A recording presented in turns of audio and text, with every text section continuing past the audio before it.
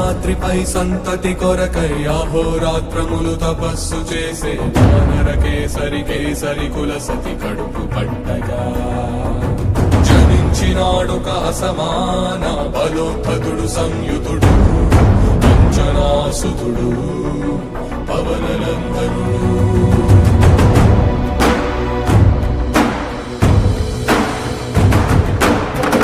కిరణముల ఉదయాత్ముని గని అది పండిన తీయని పంటను పడు సూర్య మండలము పట్టి తినాలని ఊళ్ళూరే తన దేహం నాటున రవి మరుగై జగము చీకటై పోరా.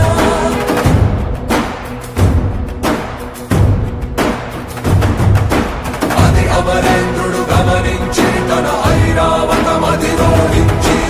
ఆంజనేయుని సమీపించి తన వజ్రాయుధమును విసరగా అది పవననందనుని హనుముని తాకా చిందిన రక్త బిందువే విద్యుద్వేగంతో ధరణి స్థలి వంద కడలిలో చచ్చి వంద కడలి అట్టడుగున గల శ్రీరంగ శుద్ధి గర్భము చేరి